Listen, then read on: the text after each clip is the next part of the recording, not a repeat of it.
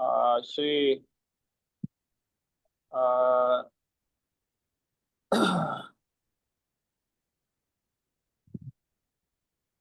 Hello. शिक्षा का विषय है, तो मैं श्री जी को आमंत्रित करूंगा कि रेवतिया जी को का स्वागत करें और कार्यक्रम की शुरुआत करें। श्री जी।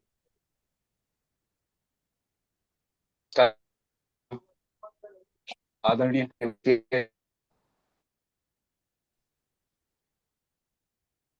श्री जी, जब से आपका नाम मेरी डिक्शनरी में आया था, मैं सुनना चाह रहा था आपको। प्रभु सर है, मैं मॉडरेटर हूँ आपके प्रोग्राम का। स्वागत है और आप अपने ज्ञान से हम लोगों को परिचित कराएं। Thank you doctor Tewatia sir. नमस्कार सर, मैं पहले वेबिनार में जुड़े सभी को नमस्कार। मैं सर दो शब्द अपने बारे में पहले बता दूं कि मैं एमएससी माइक्रोबायोलॉजी और पीएचडी माइक्रोबायोलॉजी करने के बाद राजस्थान गवर्नमेंट में मैं लेक्चरर था, और वहाँ कुछ दिन जॉब करने के बाद में फिर मैंने छोड़ के कंसल्टेंसी का काम किया। कंसल्टेंसी में जो हायर एजुकेशन है उसमें जैसे आपके आयुर्वेदिक कॉलेज, होम्योपैथिक कॉलेज, यूनानी, जो भी हेल्थ से रिलेटेड कॉलेज हैं, एमबीबीएस कॉलेज, ये सब खुलवाने का जो है शुरुआत किया कि जो गवर्नमेंट के नॉर्म्स होते हैं, उनके एमएसआर होते हैं, उसको फॉलो कराते हुए और उनमें जो भी इन्वेस्ट करने इच्छुक होते हैं तो वो सारे नॉर्म्स पूरे करा के, इंस्पेक्शन करा के और उनको स्टार्ट कराया। लगभग सभी स्टेटों में काम किया है। तो ये जो एजुकेशन राइट है ये बेसिकली स्टेट एक्ट में आता है। जितनी भी सेंट्रल यूनिवर्सिटीज वगैरह हैं ये सब सेंट्रल गवर्नमेंट के अंदर आती हैं, बाकी सबका अपना स्टेट एक्ट में आता है। और जो हम मोटा मोटा देखें तो जो विश्वविद्यालय हैं वो दो तरह से खुलते हैं। एक यूजीसी एचआरडी द्वारा खुलता है और एक स्टेट प्राइवेट यूनिवर्सिटी जो स्टेट पर अधिकार होता है। हेलो हेलो, आवाज आ रही है मेरी सबको? हेलो, हाँ जी आ रही है। ठीक है। तो एक एचआरडी और यूजीसी द्वारा, जिसको हम डीम्ड विश्वविद्यालय कहते हैं, वो खोला जाता है, और जो प्राइवेट विश्वविद्यालय है वो स्टेट के लेजिस्लेशन से पास होने के बाद में खोला जाता है। और दोनों विश्वविद्यालय यूजीसी के लिस्ट में होते हैं।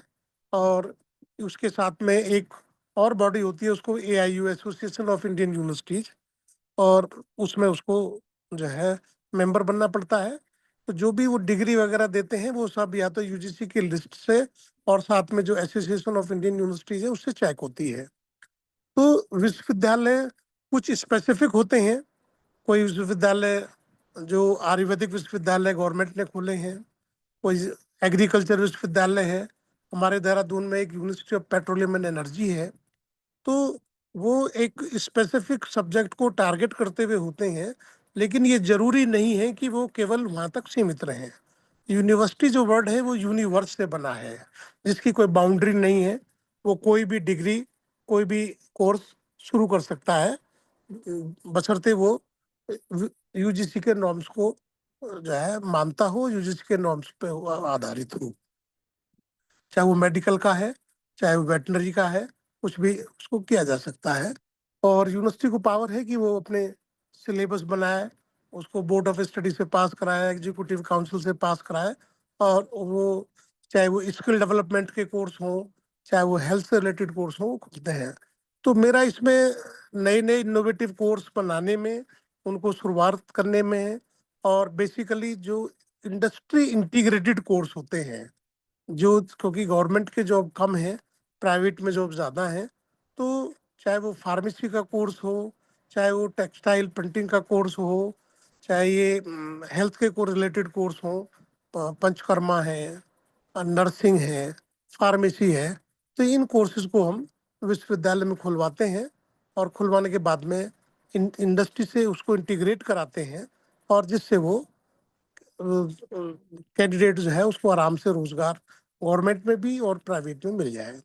अब इनको बेसिक खोलने, क्योंकि हिंदुस्तान में अभी भी जो एजुकेशन है वो चैरिटेबल है, उसका जो रूप है अभी कोई वो कमर्शियल एंगल नहीं है, इसलिए कोई प्राइवेट लिमिटेड यूनिवर्सिटी जो है उसको डायरेक्ट खोल नहीं सकती है, और इंडिविजुअल नाम पर कोई भी विश्वविद्यालय या स्कूल नहीं चलाया जा सकता है।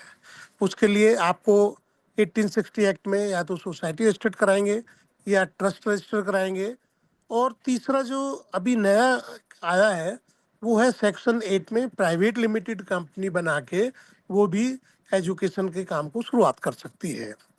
लेकिन जो चौथा सबसे इम्पोर्टेंट पार्ट है जो अभी तक नहीं था उसका, क्योंकि बहुउद्देशीय कोऑपरेटिव सोसाइटी तो बना दी है, लेकिन उसका एजुकेशन में कोई डायरेक्ट ऐसा रोल नहीं था कि कोई कोऑपरेटिव बनाए।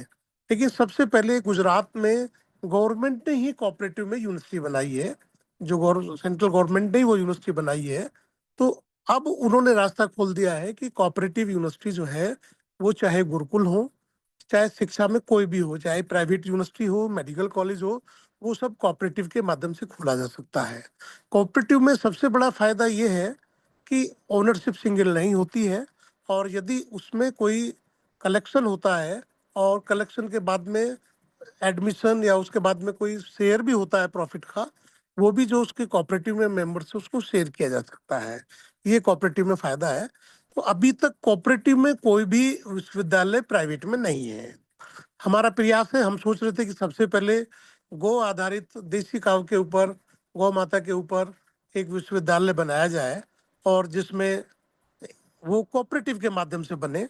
तो ये हमारा एक संकल्प है, हम उस पर भी लगे हुए हैं, और अभी कोई ज़्यादा सफलता हमें मिली नहीं है, क्योंकि इसमें बेसिकली इन्वेस्टर चाहिए, पैसे लगाने वाले चाहिए।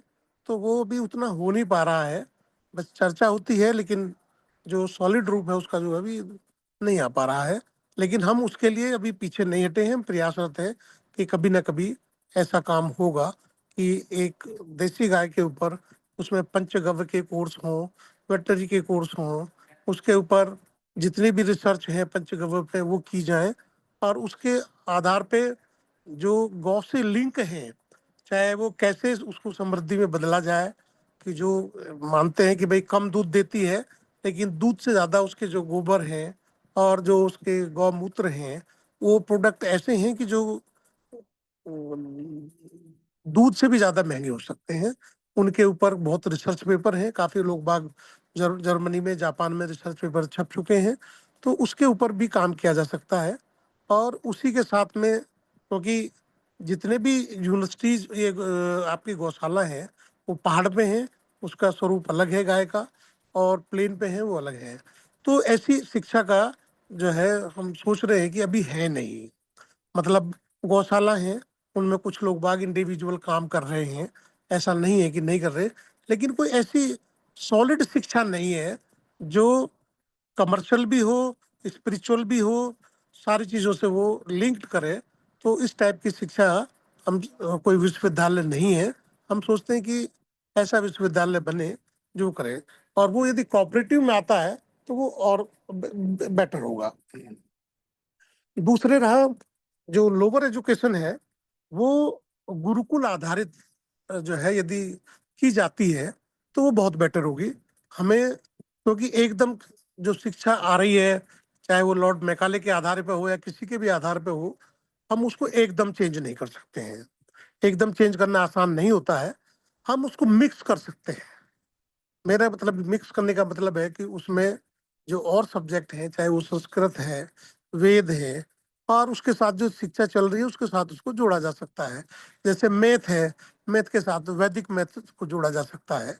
तो ऐसी बहुत सारी चीज़ों को, जो उनकी अच्छी अच्छी चीज़ें हैं, वो इस मॉडर्न एजुकेशन के साथ जो है अपनी एंशियंट एजुकेशन को भी यदि जोड़ के शिक्षा देते हैं तो वो ज़्यादा प्रभावी होगी। तो ऐसा मेरा मानना है। और यूनिवर्सिटी में दोनों काम कर सकते हैं। यदि हम एक्ट में ये पास करा लें कि वो हम +2 तक की एजुकेशन भी उसमें दे सकते हैं, तो वो भी ऐड हो जाती है। जैसे हरिद्वार में गुरुकुल कांगड़ी विश्वविद्यालय है, वो डीम्ड यूनिवर्सिटी है, लेकिन डीम्ड यूनिवर्सिटी को अधिकार है कि वो नर्सरी से लेके +2 तक की एजुकेशन का एग्जाम ले सकती है, और वो उसका सर्टिफिकेट इशू कर सकती है, और वो सर्टिफिकेट पूरे इंडिया और इंडिया से बाहर मान्य होगा, क्योंकि वो HRD में एंटर है, उनको पावर है। तो इस तरीके से यूनिवर्सिटी दोनों काम कर सकती है, लोअर एजुकेशन का भी काम कर सकती है और साथ में हायर एजुकेशन का भी काम कर सकती है। दूसरे कुछ शिक्षाएं ऐसी हैं कि जो हमें इसमें बाहर आपका होती है, चाहे वो एरोनॉटिकल की है, मेडिसिनल की है, तो ये ज़्यादा उसमें नहीं है, प्रोफेशनलिज्म में नहीं है। तो ऐसी विश्वविद्यालय, अभी मैंने एक विश्वविद्यालय देहरादून में एयरपोर्ट से 9 किलोमीटर पे नॉर्थ वेस्ट विश्वविद्यालय, अभी जुलाई में ही उसकी सारी फॉर्मेलिटी पूरी की है। तो हम उसमें सोच रहे हैं कि एक कमर्शियल एंगल से वो लें, और कमर्शियल एंगल के साथ का मतलब ये है कि जो बच्चे का एडमिशन हो उसकी पूरी गारंटी हो कि जब हम उसे पढ़ा रहे हैं वो जॉब करे। जॉब के साथ साथ वो यदि अपना काम भी कर सकता है तो भी वो अपना स्वावलंबी बन सकता है और अपना स्वरोजगार भी जो है कर सकता है। तो ऐसी शिक्षा जो है यदि विश्वविद्यालयों में दी जाती है तो वो बहुत बढ़िया रहेगी। गवर्नमेंट में अब रही यूनिवर्सिटी खोलने की बात, स्टेट के सबके अलग अलग नियम हैं। जैसे यदि उत्तराखंड में देखें तो विश्वविद्यालय खोलने के लिए पहाड़ पे 2.5 एकड़ लैंड चाहिए और लगभग 2500 स्क्वायर मीटर एरिया कंस्ट्रक्शन चाहिए। यदि हम प्लेन पे खोलते हैं तो 10 एकड़ चाहिए। अब ये वेरी करता है, यदि ये नियम हम यूपी में लाएं तो यूपी में अर्बन में 20 एकड़ चाहिए और 50 एकड़ चाहिए रूरल में। बहुत बड़ा लैंड बैंक उत्तर प्रदेश में खोलने के लिए चाहिए। इसी तरह यदि राजस्थान में खोले तो 30 एकड़ है, हरियाणा में खोले तो 25 एकड़ है, राजस्थान में उसमें पंजाब में खोले तो 25 एकड़ है। तो ये स्टेट टू स्टेट वेरी करता है कि भाई कितना लैंड, कितना इंफ्रास्ट्रक्चर, क्योंकि वो उसके नॉर्म्स पूरे करने के बाद जो भी स्टेट के नॉर्म्स होते हैं वो हमें कैबिनेट्स में पास होता है, फिर लेजिस्लेटिव असेंबली में पास होता है, उसके बाद में फिर वो गवर्नर के यहाँ जाता है, गजट नोटिफिकेशन होता है और उसके बाद में वो यूजीसी की लिस्ट में ऐड होता है। तो विश्वविद्यालय खोलने की ये लगभग एक कॉमन प्रक्रिया है, लेकिन इसके नॉर्म्स स्टेट वाइज अलग अलग है क्योंकि स्टेट राइट है। इसमें यूजीसी का ज़्यादा दखल नहीं है। यूजीसी इंस्पेक्शन करती है, यूजीसी इंस्पेक्शन करती है केवल जो स्टेट के नॉर्म्स हैं वो फॉलो किए गए हैं या नहीं किए गए। तो ये एक विश्वविद्यालय खोलने के लिए है। और बाकी तो इसमें फिर मेडिकल कॉलेज है, उसके नॉर्म्स लगभग बराबर है क्योंकि उसमें नेशनल मेडिकल कमीशन है दिल्ली में, उसके नॉर्म्स सारी स्टेट बाउंड करती हैं। ऐसे ही आपका आयुर्वेदिक कॉलेज है, उसके लिए अलग बॉडी है, NCISM, national council of Indian medical system. तो इस तरह होम्योपैथिक की काउंसिल अलग है, यूनानी की काउंसिल अलग है, फार्मेसी की काउंसिल है। दिल्ली में कुछ रेगुलेटरी बॉडी हैं जो अपने नियम्स हैं, जो ऑटोनोमस बॉडी है, गवर्नमेंट ने वो एक्ट पास करके बनाई हुई है, उनके नॉर्म से वो हमें फॉलो करना पड़ता है और वो इंस्पेक्शन करके अप्रूवल देती है।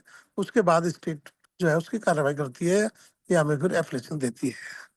तो ये था एजुकेशन के बारे में कि भाई कैसे हम एजुकेशन शुरुआत कर सकते हैं। और इसके बारे में यदि कोई किसी को कोई क्वेश्चन हो तो वो आप मुझसे पूछ सकते हैं। धन्यवाद। धन्यवाद केवटिया सर। जस्ट वेट, अभी इतनी जल्दी आपने खत्म किया कि दोस्त हमारे तैयार भी नहीं है क्वेश्चन पूछने के लिए। फिर भी किसी का क्वेश्चन है इससे रिलेटेड, इससे मैं रिलेटेड याद आग्रह रखिएगा। हाँ, करूंगा टावरी जी, आदरणीय कमल टावरी जी आए और वो जो विषय है इस पे बात रखें, क्योंकि वो थोड़ा लेट जुड़े थे। और ये जो क्वेश्चन है, ये क्वेश्चन इसके बाद ले लेते हैं क्योंकि और जल्दी खत्म उसके हो गया बाद है। मॉडरेट भी, उसके बाद मॉडरेट भी करें कमल तावरी जी। हाँ हाँ, मॉडरेट आप ही करते रहिए, बस ये इसको वो इंट्रोड्यूस कर देंगे और मॉडरेट आप ही करेंगे। Okay okay okay. भाई तो एक 2-3 मिनट आपको सबको प्रणाम करते हुए बोलूंगा कि असल में अपने को अभी चूंकि एक्शन एक्शन और जो पुराने प्रयास रहे हैं, केवटिया जी इतना साल से इतनी यूनिवर्सिटी बना रहे हैं और यूनिवर्सिटी एक बहुत बड़ा धंधा है प्राइवेट में, इसमें उसमें। और अगर कोई यूनिवर्सिटी बगैर लिफाफे के हो गई हो तो जरूर अपन सुनना चाहेंगे कि यहाँ यहाँ पे कोई लिफाफा नहीं देना पड़ा और यूनिवर्सिटी अच्छी चल रही है। जो उद्देश्य है यूनिवर्स के लिए, बाकी तो सारा खोखला ही खोखला है। जो भ्रष्टाचार का आलम है। तो मैं तो 2-3 चीज बोलूंगा। हमारा जो पंचगव्य विद्यापीठ है, जिसका मैं वाइस चांसलर हूँ, इसने राजीव दीक्षित के सिद्धांतों पर गाय को लेकर जो महर्षि वाग्भट है, आयुर्वेद है, और अपना जो परंपरागत गौमूत्र गोबर वगैरह वगैरह का जो है, उसको लेकर कोई यूजीसी, एआईसी क्या गए, बोलते भाई पहले लिफाफा ले आ, बाद में तेरा देखेंगे। तो हमारे निरंजन वर्मा जी, हमने कहा अगर राजीव दीक्षित इतने बड़े लोग रहे, महर्षि भागवत में अगर दम है, तो अपन अपना किसी सरकारी यूनिवर्सिटी से ठप्पा नहीं लेंगे। क्योंकि वो आएंगे इंस्पेक्शन के लिए तो फिर लिफाफा लाओ, फिर वहां जाएंगे तो बोले फिर लिफाफा लाओ, फिर बोले इतना बड़ा कमरा प्रिंसिपल का होगा, इतना यूरिनल होगा, इतना ये होगा, उतना ये होगा। अल्लाह इसे नियम बांध रखे है कि केवल माफिया ही पनप सकता है। अगर मेरी गलत हो तो मुझे टेवटिया जी बाद में रोक ले कि नहीं नहीं साहब ऐसा नहीं है, लिफाफे के बगैर भी काम होता है और इतने बड़े बड़े कमरे वमरे नहीं चाहिए। तो बहरहाल, जहां तक पंचगव्य विद्यापीठ का बात है, हमारा ध्यान है कैसे रोजगार बढ़े, कैसे मार्केटिंग द अनमार्केटेड हो, और कैसे इसी सिस्टम में जिन्होंने काम कर दिया उनसे सीखा जाए। और ये लिफाफा वाली कल्चर जो है, करप्शन वाली, इसको हम इधर तो बोले भाई काम होना चाहिए, उधर बोले लिफाफा भी चलना चाहिए, दोनों चल नहीं सकता, विरोधाभास की बात होगी। तो हमारा लक्ष्य बड़ा साफ है। अभी 10,000 गव्य सिद्ध है, उनको 30,000 के करीब लेते हैं। उनको डिजिटल से, वेबिनार से सालाना कॉन्फ्रेंस करते हैं।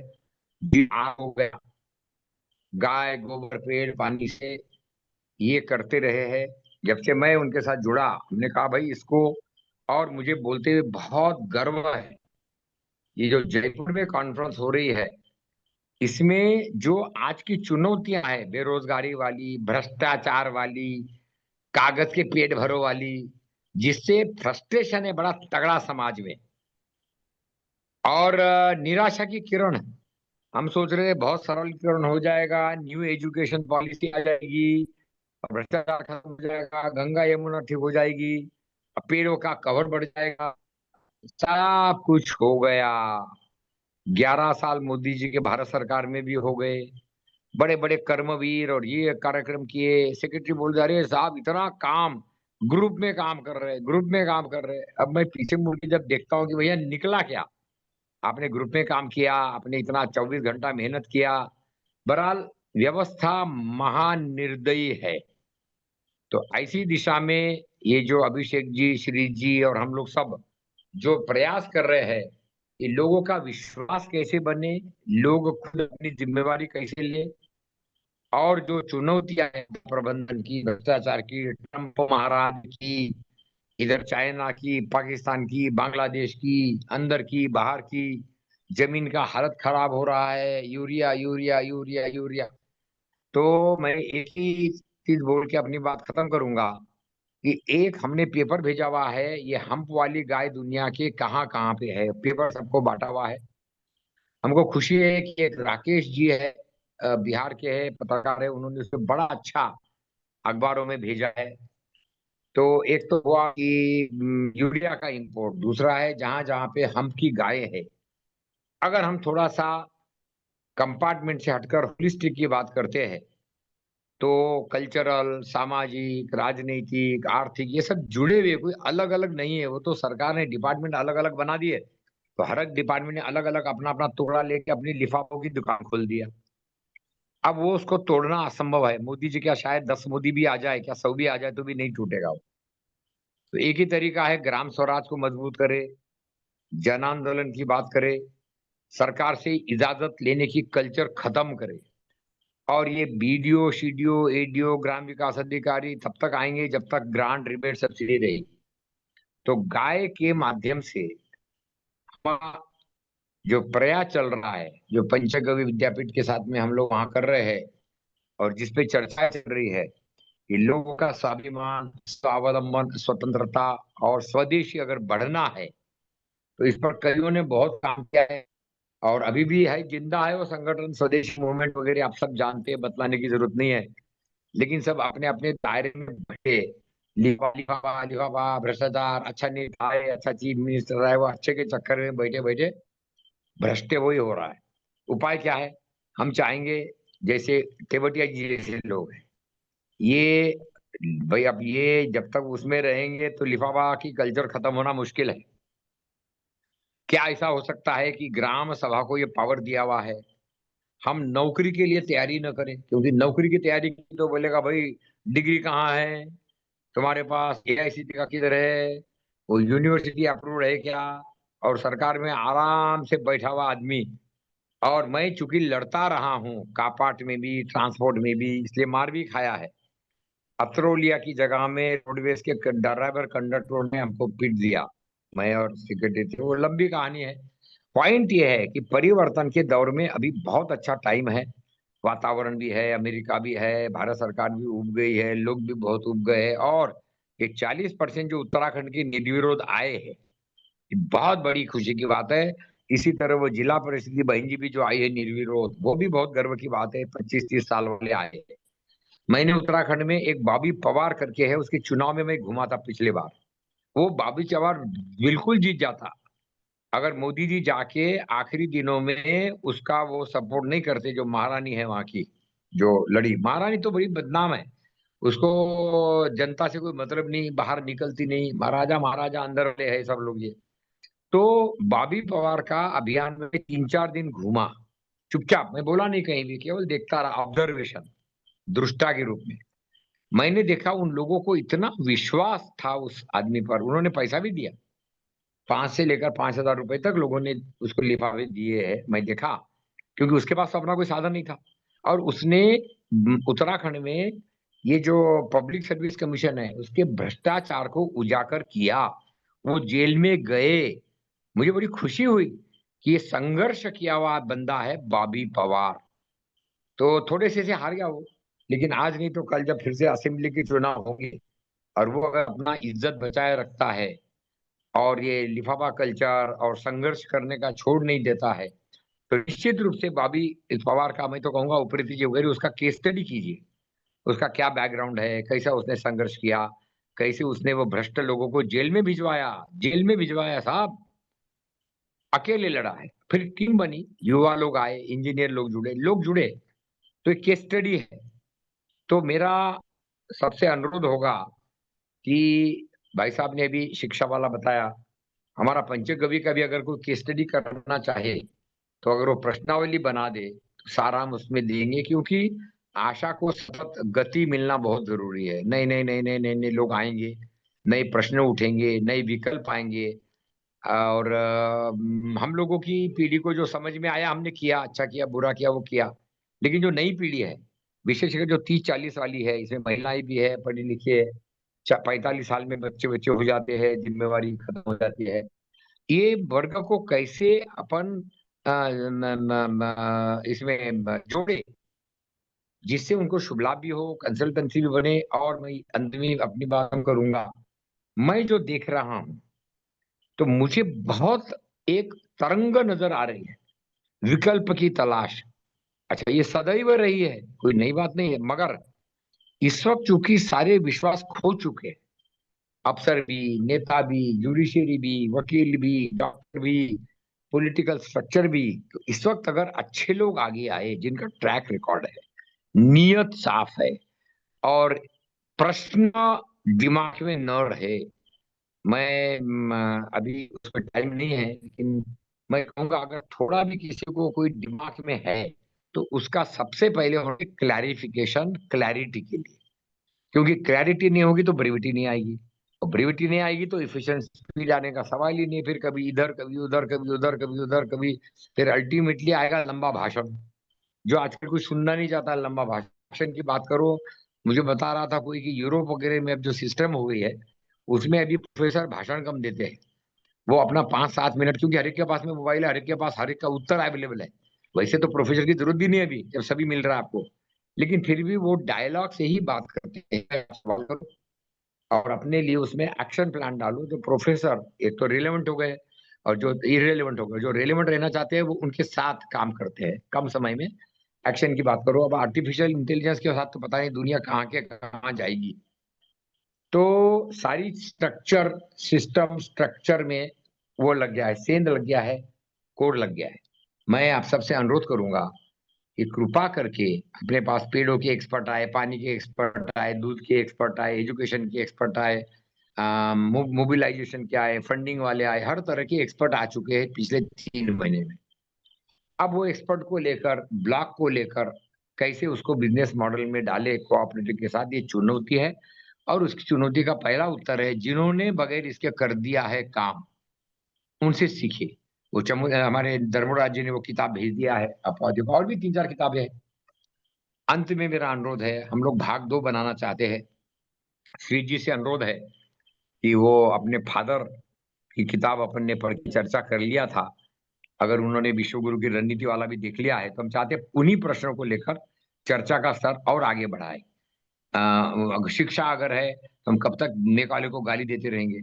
फिर गुरुकुल के लिए फिर वही चक्कर अगर आएगा कि गुरुकुल का बोर्ड बन गया है, रामदेव का बोर्ड बन गया है, जाओ आओ आओ, तो भाई क्यों नहीं, जिसके पास जो जो जो गुण है, जो जिसके पास में क्षमता है, हम उसी को टप्पा दे दे। बांसुरी वाले हैं पीलीभीत में, क्यों ना हम उन्हीं का गुरुकुल बना दे वहां पे। यानी गुरुकुल बनाना क्या है, उसको केवल मान्यता देनी है, टोपी देनी है कि भाई XYZ करके आप पर गर्व है, और आप एक गुरुकुल के रूप में इसको और आगे बढ़ाएंगे। विद्यार्थियों को भी, रिसर्च को भी, बांसुरी के गुण को भी, अध्ययन और सुधार तो सतत चलना ही पड़ेगा, कंटिन्यूस इंप्रूवमेंट प्रोसेस है। तो ऐसे हजारों लाखों लोग हैं जो बगैर किसी टोपी के, पहचान के काम कर रहे हैं। नर्सरी में एक से एक है। तो दूर से गाय भैंस को देख के बतलाने वाले लोग आज भी है, जो बोले ये इस गाय ने कितना दूध दिया, कितने इसके बच्चे हो गए, क्या उम्र होगी। वो एक्सपीरियंस है, वो जाति से चला आ रहा था, परंपरा से ज्ञान है। मेरे ख्याल से उसको यूज करते हुए अगर एक बड़ी लाइन बनाए। बहरहाल मैं सबको पुनः प्रणाम करते हुए अनुरोध करूंगा कि let us be very clear. अभी ये मीठा मीठा मीठा मीठा बोल के और समझाने का बात नहीं है, क्योंकि इतिहास माफ नहीं करेगा। जो कर सकते हैं वो अगर नहीं करेंगे, तो जो कर सकते हैं लिखे, बोले, बताए, समझाए, और लास्ट में उसको बिजनेस मॉडल में लेकर जाए, वही चलेगा।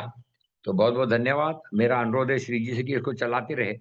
मैंने पंचगव्य विद्यापीठ के बिहान पर और ये तेवतिया जी के साथ हमारा करीब 2-3 साल से संबंध है। लखनऊ गए, कानपुर गए, पहाड़ में गए, रामकिशोर जी के यहाँ गए, सारा कुछ हो गया, लेकिन उसका कोई असर नहीं पड़ा जमीन पर। अब जो ये हमारा प्रोग्राम है, हम लोग वहां भी गए थे, चमोली जी का भी देखा, इनको बहुत पसंद आया कि वाह वाह वाह कितना बढ़िया। फिर जब मैं देखा कि कुछ नहीं हो रहा है, तो अल्टीमेटली फिर मैंने बोला भैया मैं खुद ही बात करके फिर 16 से 18 का प्रोग्राम कर दिया।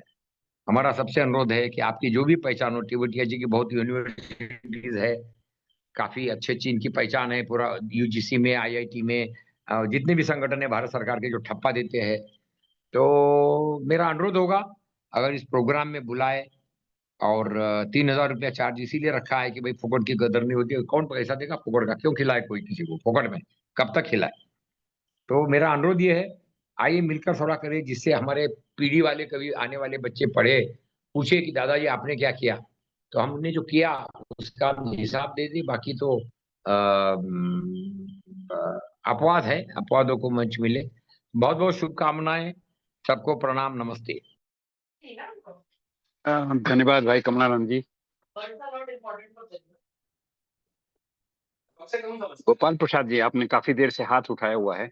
अभी श्री जी प्रश्न अभी नहीं लेते हैं, अभी रणवीर शर्मा जी को और बुलवा लेते हैं, जो कि हमारा 24 और 25 का कार्यक्रम है। इसके बाद फिर प्रश्न लेंगे सारे। Beautiful beautiful. तो आप इसके लिए कोई मॉडरेटर दूसरा चाहते थे?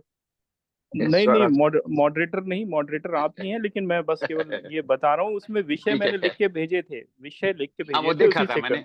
उसी सीक्वेंस में हो रहा है। 2 हो गया, अभी तीसरा, इसका मतलब शुरू कर रहे हैं ना? तीसरा शुरू कर भाई रणवीर शर्मा जी, भाई रणवीर शर्मा जी, आप इनवाइटेड हैं। थैंक यू श्री भाई, बहुत बहुत धन्यवाद आप सबका। करनाल में 24 और 25 तारीख का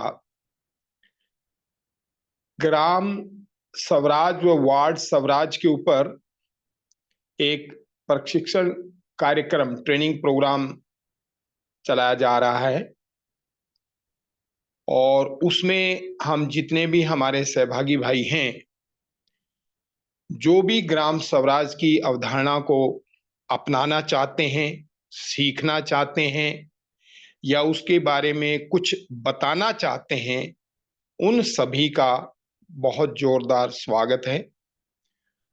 और हम जो भाई इसमें शामिल होना चाहते हैं ग्राम स्वराज के इस ट्रेनिंग प्रोग्राम में, वह वार्ड, ग्राम के साथ साथ वार्ड भी है, वार्ड स्वराज जो हमारा म्युनिसिपल कमेटीज का है, उसको भी साथ साथ इस कार्यक्रम में रखा है कि हमारे शहरों में जो वार्ड्स हैं उनको भी स्वराज कैसे मिले, उनको भी निर्णय लेने का अधिकार कैसे मिले, उनके जो ग्राम सभा के 29 अधिकार हैं वो उन्हें कैसे हासिल हों, और वार्ड स्वराज के वार्ड के जो हमारे 12वीं सूची में 18 अधिकार हैं वो उन्हें कैसे मिले, और इसके लिए हमें क्या क्या प्रयास हुए हैं, क्या चल रहे हैं और क्या और तेजी से होने चाहिए, इन सभी विषयों पे हम अच्छी तरीके से आपस में बैठ के चर्चा करेंगे और अपनी समझ बनाएंगे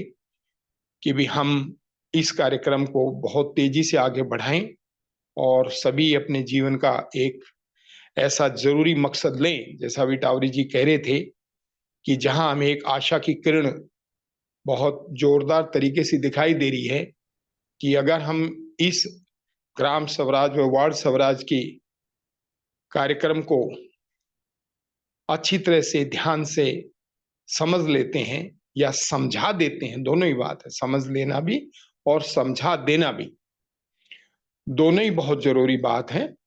और क्योंकि हमने सभी के पास समय बहुत कम होता है इसलिए 2 ही दिन का प्रोग्राम रखा है, और इसके बाद लास्ट में हम इसी निर्णय पे होंगे कि अब हमने काम करना है इस व्यवस्था परिवर्तन के अभियान में, और इस व्यवस्था परिवर्तन में ये सबसे पहली और मुख्य कड़ी है।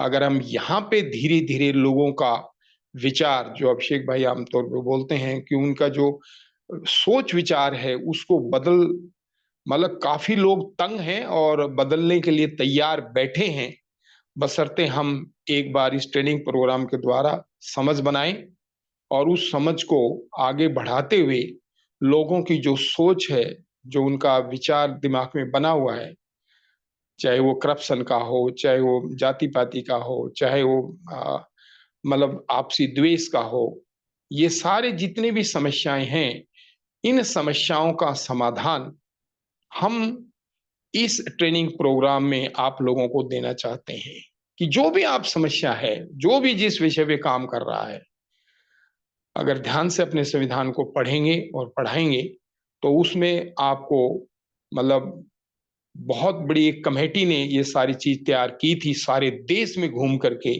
कि हमारे गांव की क्या क्या मुख्य समस्याएं हैं और उन समस्याओं का क्या समाधान हो सकता है।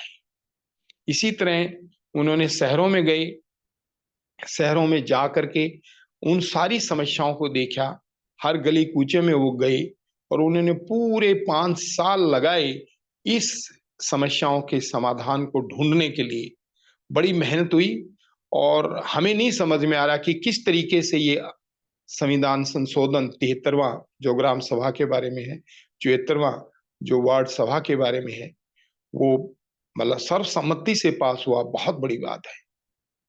और लोगों के सामने एक बहुत जोरदार मतलब व्यवस्था रखी कि यही हमारी जो वर्तमान समस्याएं हैं उनका समाधान इसमें सबको नजर आएगा।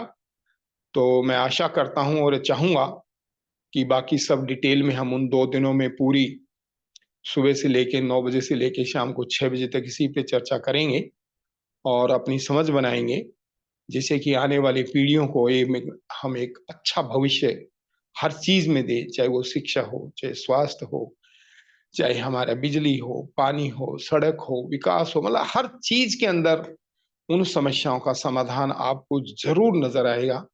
और इस सुनहरी मौके को मैं चाहूंगा कि आप इसका पूरा लाभ लें, लाभ दें और लाभ देने वालों की अगली पंक्ति में आप खड़े हों। इसी आशा और उम्मीद के साथ मैं 24 तारीख को आप सभी उन भाइयों का जो अपनी ग्राम स्वराज और वार्ड स्वराज के बारे में सीखना, दोबारा दोहरा रहा हूं, सीखना चाहते हैं, सिखाना चाहते हैं, समझाना चाहते हैं, वो अवश्य इसमें सहभागी बने और एक दूसरे का सहयोग समर्थन करें और एक लोगों को एक मतलब नजर आए कि हाँ यार कुछ अच्छा हुआ या अच्छा होने जा रहा है।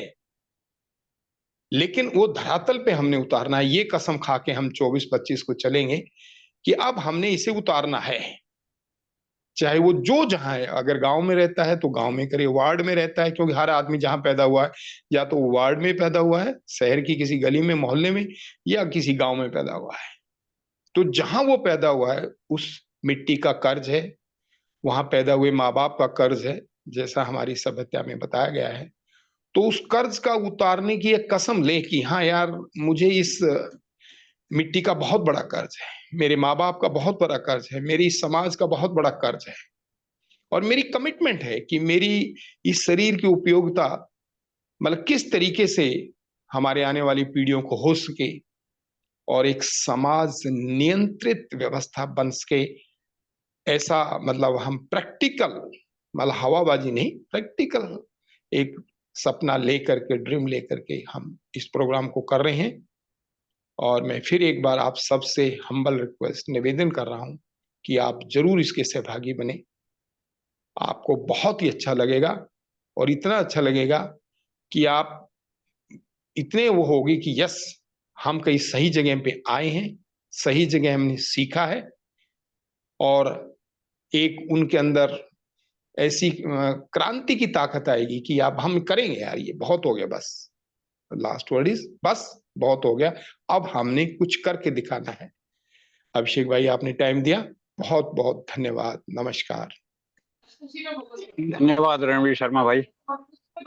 भाई गोपाल प्रसाद जी, आपका हाथ बहुत देर से, अपना क्वेश्चन करें। हाँ सॉरी श्री भाई, आप कर रहे थे मॉडरेट में, अभिषेक का नाम। किसी भाई का इस बारे में कोई सवाल हो ये प्लीज म्यूट कर दें। किसी का मोबाइल चल रहा है तो उसे म्यूट कर दें प्लीज। रणवीर शर्मा जी, भाई जी, भाई का सवाल है तो श्री भाई बोलो। हेलो, हाँ मैं बोल रहा था कि अभी 3 वक्ता हो गए तो 3 सवाल आ सकते हैं, तो बारी बारी से जिसने पहले हाथ उठाया उसको मौका दिया जाए। वो कौन सा सवाल पूछेगा कोई बात नहीं, सबका जवाब दे दिया जाएगा, समय है हम लोग के पास। भाई गोपाल प्रसाद जी। जी नमस्कार। मेरा सबसे पहले विश्वविद्यालय के खोलने के संदर्भ में तेवतिया जी से प्रश्न है कि विश्वविद्यालय खोलने हेतु अनुमानित खर्च कितना आएगा, आता है। दूसरा, विश्वविद्यालय द्वारा जो मानद उपाधि दी जाती है, पीएचडी की ऑनरेरी जो डिग्री दी जाती है, तो वो जो है उसकी प्रक्रिया क्या है। और उसी से रिलेटेड है कि पीएचडी के जो शोधार्थी होते हैं उनके किसने किस विषय पर पीएचडी किया, इसकी सूचना विश्वविद्यालय कैसे देता है। क्या वो वेबसाइट पे तो नहीं होता उनके विषयों की जानकारी। तो ये तो उनसे संबंधित हमारा प्रश्न है। और रह गई बात पहले उसी को रुक ले, एक जवाब हो जाने दो बेटा। अगर 3 सवाल एक साथ है और चौथा भी पूछ दोगे तो कंफ्यूजन हो जाएगा। वेट। हाँ तेवतिया हाँ सर, सबसे पहले आपने पूछा कि विश्वविद्यालय खोलने का खर्च क्या क्या है। ये स्टेट टू स्टेट वेरी करता है, क्योंकि स्टेट से हर एक स्टेट के अपने नॉर्म्स हैं। तो आप लगभग जिस स्टेट का पूछोगे तो मैं आपको आइडिया दे सकता हूँ। हर एक स्टेट का अलग अलग नॉर्म्स है, उसी के हिसाब से विश्वविद्यालय खुलता है। दूसरे मेरा आपने क्वेश्चन कहा उत्तर प्रदेश सर, उत्तर प्रदेश में जमीन के अलावा, जमीन जो है मैंने बताया, यदि अर्बन लैंड है तो 20 एकड़ है, और यदि रूरल है तो 50 एकड़ है। इतनी जमीन आपके सोसाइटी, ट्रस्ट या कोऑपरेटिव सोसाइटी के पास होनी चाहिए। उसके अलावा 5 करोड़ का एंडोमेंट है जो एफडी जमा होती है, और कंस्ट्रक्शन है लगभग 2 lakh square feet construction area है। तो आप लैंड के अलावा मान के चलो लगभग 25 CR कम से कम। और रही बात मानद उपाधि की, 2 तरह की मानद उपाधि होती हैं। एक तो शोधार्थी होती है, उसमें आदमी एक अपने रिसर्च गाइड के अंडर में अपना शोध कार्य करता है, उसका एवोल्यूशन होता है, उसके आधार पे पीएचडी डिग्री दी जाती है और लगभग 3 साल का उसके अंदर लगभग टाइम लगता है। दूसरी रही मानद उपाधि। मानद उपाधि में कोई भी टॉपिक नहीं होता। मानद उपाधि में ये माना जाता है कि इसने कोई सोशल काम किया है, इसने कोई सामाजिक कार्य किया है, या कोई भी ऐसा विशेष काम किया है कि जो मानव जाति के हित में है, उसको ऑनरेरी डॉक्टरेट की डिग्री दी जाती है। उसमें कोई भी शोध पत्र जमा नहीं होता और उसका कोई एवोल्यूशन नहीं होता। उसमें मानद उपाधि जो है वो ऑनरेरी डॉक्टरेट की डिग्री होती है, वो उसको यूनिवर्सिटी कोई भी प्रदान कर सकती है। और बाकी 2 क्वेश्चन, तीसरा सर आप मुझे याद नहीं, 2 का मुझे ध्यान है कि आपने 2 क्वेश्चन रिलेवेंट किए हैं जो मैंने इसमें जवाब दिए हैं। कोई और इसमें पूछना चाहे तो आप पूछ सकते हैं।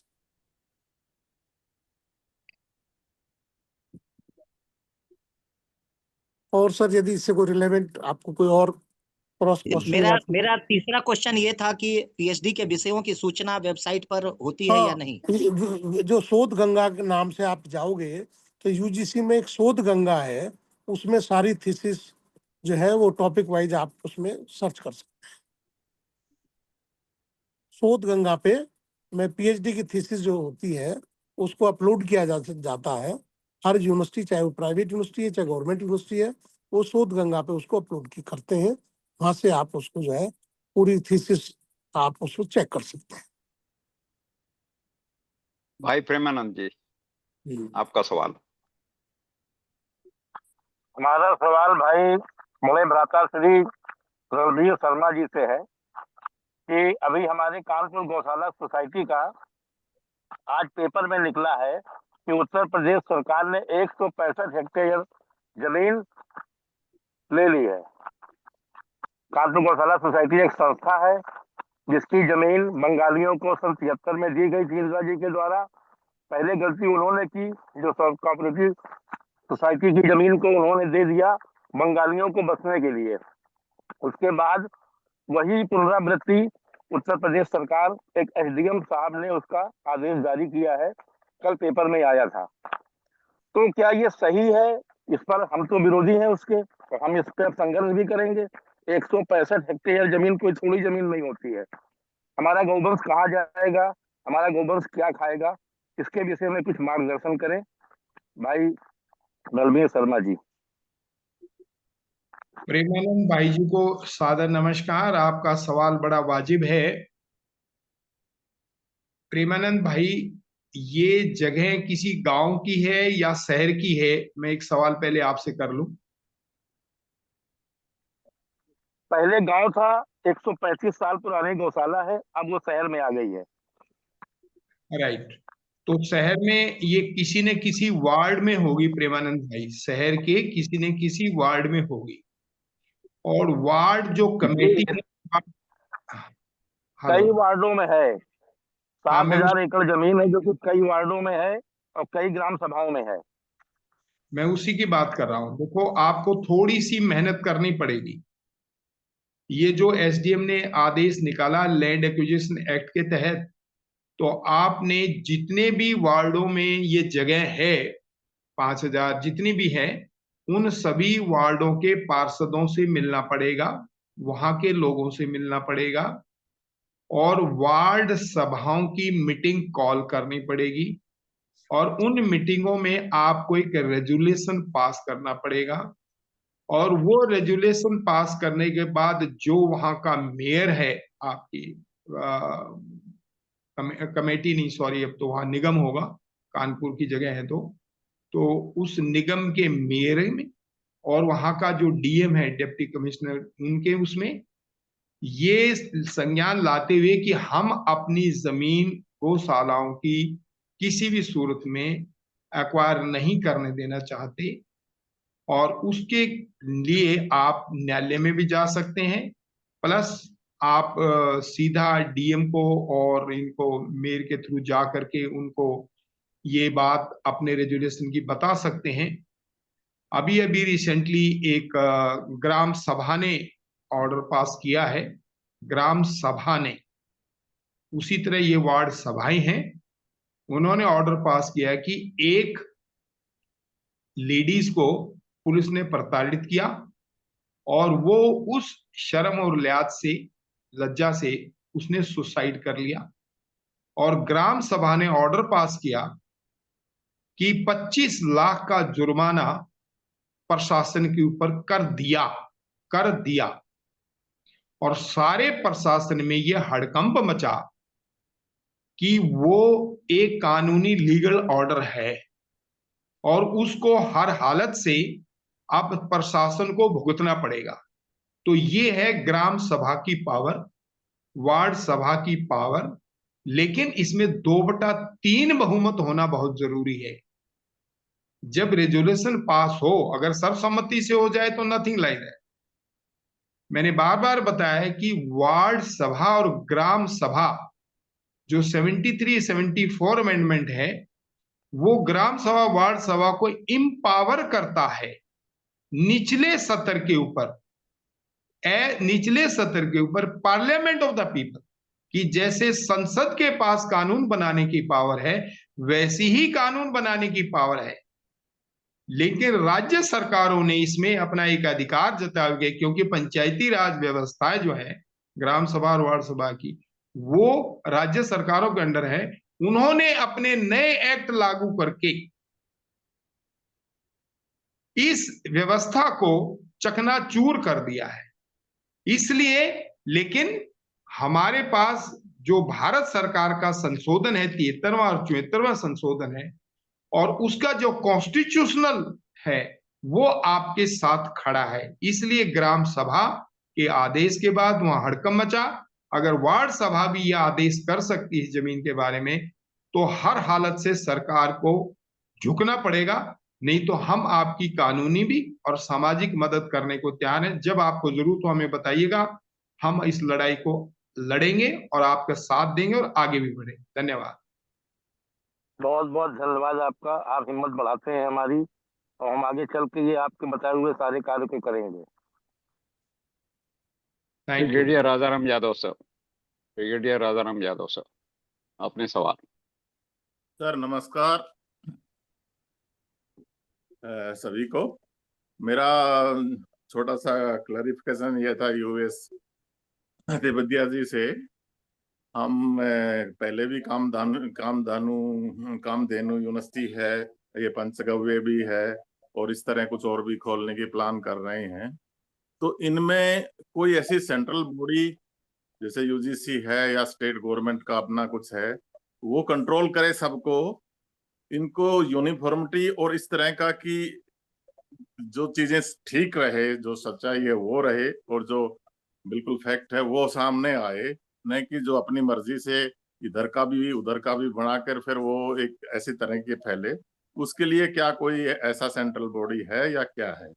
छोटा सा इसी से रिलेटेड था, तीनों से ही, कि हमने जो भी हमारे 11-12 सब्जेक्ट लिए हैं, उन्होंने सब्जेक्ट को हम रोज ही डिस्कशन कर रहे हैं, पर उसका एक विचार अलग अलग हो सकते हैं, और एकजुटता और उद्देश्य एक बनाने के लिए अब हम जैसे ये जो खेती है, रासायनिक खेती है या दूसरी खेती है अभी प्राकृतिक, हम एक पे कैसे पहुंचे, वो आज तक डिसीजन नहीं हुआ। हर एक विषय में सबके अलग अलग विचार हैं, पर हम एकजुटता पे पहुंचे नहीं है। तो इसके बारे में कुछ गाइडेंस हो तो अच्छा है। धन्यवाद।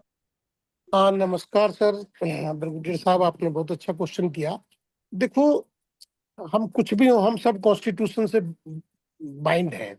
हम कोई अपना कोर्स बना के, कोई मेडिकल का कोर्स है, पंचगव्य कोई भी हो, हम उसको जबरदस्ती देश में या स्टेट में लागू नहीं कर सकते, क्योंकि एक संविधान है, एक गवर्नमेंट की बॉडी है। वो यदि नहीं होगी, वो ठीक है, वो रिश्वत चलती है, फलाने चलती है, बहुत सारी कमियां हैं, वो बात अलग है। लेकिन सब जगह ना तो पैसे चलते हैं, कुछ जगह चलते भी हैं, नहीं भी चलते हैं, सब तरह के हैं। लेकिन अल्टीमेटली जो नियम कानून बने हैं, या भारत सरकार ने बनाए हैं, जो संविधान ने बनाए हैं, या लेजिस्लेटिव असेंबली ने बनाए हैं, हमको देखो उनका तो पालन करना ही पड़ेगा। हम उनके परे नहीं जा सकते हैं। तो जो नियम कानून है उन्हीं को ध्यान में रखते हुए ही हम चाहे विश्वविद्यालय का कोई भी कोर्स, ऑर्गेनिक फार्मिंग है वो चला सकते हैं, पंचगव्य के ऊपर भी चला सकते हैं, कोर्स चलाने पे ऊपर नहीं मनाही है, लेकिन जो रेगुलेटरी बॉडी है उनसे हम बाहर नहीं जा सकते, जो मेरा मानना है। यदि हम बाहर जाते भी हैं, अभी एक विश्वविद्यालय है उसने एमबीबीएस का कोर्स शुरू कर दिया, उन्होंने कहा हम तो डिग्री दे सकते हैं, हम विश्वविद्यालय है, विश्वविद्यालय का काम डिग्री देने का है। कोर्ट में गए तो कोर्ट में बहस हुई, कोर्ट में कहा तो यूनिवर्सिटी के एडवोकेट ने कि जी ये विश्वविद्यालय तो डिग्री देने के लिए बना है, ये कोई एमबीबीएस की डिग्री दे सकता है।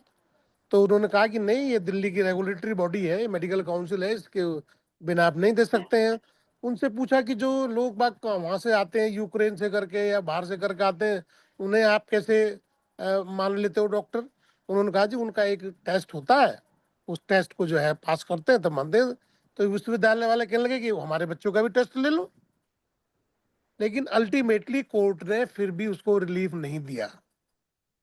तो मेरा मानना यह है कि हम कोई भी काम करें भाई, यदि अब छोटी सी चीज है, ड्राइविंग लाइसेंस है, वो भी बनता है, वहां भी लोग वहाँ पैसे लेते हैं, सबको मालूम है, सबने बनवाए भी होंगे। अब यदि ड्राइविंग लाइसेंस नहीं है, मैं कितनी बढ़िया गाड़ी चला लूं, यदि हो जाए तो मेरी बेल नहीं होगी। और यदि मेरे पे कुछ नहीं आता और मेरे पे ड्राइविंग लाइसेंस है तो कम से कम बेल तो होगी। तो जो नियम कानून है उनसे तो देखो बाहर जा नहीं सकते हैं, मतलब यदि उन्हें फिर मानेगा ही नहीं कोई गवर्नमेंट। यदि हम पंचगव्य करके हम प्रैक्टिस करने लगे, कल को सीएम आगे अंदर कर देगा, बोले ये तो नियम विरुद्ध है, तो हम कहाँ तक उनको क्या नाम। तो मेरा अपना मानना ये है कि हम नियमों के तहत काम करें, चाहे वो ऑर्गेनिक फार्मिंग का हो, चाहे कामधेनु विश्वविद्यालय का हो सकता है, ऐसा नहीं है। भाई प्रयास करेंगे तो सब काम संभव है, नियम के दायरे में करना मेरे हिसाब से उचित है, मैं तो ये समझता हूँ। भाई बलदेव राज सूद, भाई बलदेव राज सूद, आपके सवाल। मैं तो श्रीमान रणवीर शर्मा जी के बात का समर्थन करता हूँ। उन्होंने जो बताया कि वार्ड सभा और ग्राम सभा को जो कानूनी अधिकार दिए गए हैं उनको लागू करने के लिए एक अभियान चलाया जाना चाहिए। उन्होंने एक उदाहरण दिया भी है कि एक महिला को प्रताड़ित किया गया और उसकी मौत हो गई और फिर वार्ड सभा ने 25 लाख रुपया जुर्माना कर दिया और उसके लिए वो हड़कंप बच गया। उसका ये प्रमाण हो गया है कि वार्ड सभा को जो कानूनी अधिकार दिए गए हैं 73 और 74 में उसमें, तो वो उनको लागू करना चाहिए और इसके लिए एक देशव्यापी अभियान जो है वो चलाया जाना चाहिए। हम तो उसके लिए चला रहे हैं, बात गवर्नमेंट की ओर से तो चलाए जा रहे हैं। हमको ये जितने भी हमारे सामाजिक महानुभाव हैं जो इस ग्रुप में जुड़े हुए हैं, उन सब का ये दायित्व बन जाता है कि इस वार्ड सभा और ग्राम सभा को कानूनी अधिकार दिलाने का जो 17 मुझे तो उनका कानून वो है। लैंग्वेज सुन के मैंने पढ़ के ही बड़ा अजीब लगा। मैं इस पे क्या टिप्पणी दूं, और टिप्पणी देने का फिर मुझे लगता है ये आवाज किसकी आ रही है बीच में? करूंगी। म्यूट करवाइए। आवाज किसी बीच बीच आ रही है? जी म्यूट हो गया, म्यूट हो गया जी। तो मैं ये कहता हूँ कि जितने भी हम महानुभाव हमारे से जुड़े हुए हैं इसी मतलब ग्रुप में, उन सब का ये मतलब कर्तव्य बन जाता है कि ग्राम सभा और वार्ड सभा को जो कानूनी अधिकार मिलने चाहिए उसके लिए अभियान देशव्यापी चलाया जाए, तब जाकर के सत्ता का विकेंद्रीकरण हो जाएगा और सारी समस्याओं का समाधान वहीं हो जाएगा अपने ग्राम सभा में ही। किसी को किसी कोर्ट में जाने की जरूरत नहीं है, किसी को कोई किसी में कहा मतलब एसडीएम के पास डीसी के पास जाने की जरूरत नहीं है, पटवारी कानून के पास जाने की जरूरत नहीं है, वही सब समाधान हो जाएंगे, ऐसा उसमें प्रावधान है। तो सत्ता का विकेंद्रीकरण करने के लिए आप सब महानुभावों को इस काम में जुटना चाहिए, उसमें सहयोग देना चाहिए। धन्यवाद। मैं श्री जी एक छोटा सा जवाब और दे देता हूं सूद भाई साहब को। गढ़ चमोली एक जगह है, अभी अभी मेरे पास सत्य प्रकाश भाई जी भारत जी का टेलीफोन आया था, उन्होंने रेजुलेशन पा करके अपनी ग्राम सभा में प्रशासन के लिए आदेश जारी कर दिया कि बगैर ग्राम सभा की इजाजत के हमारी गांव की बाउंड्री में कोई प्रशासन का अधिकारी, चाहे वो प्राइम मिनिस्टर भी हो, बगैर परमिशन के गांव में नहीं आएगा।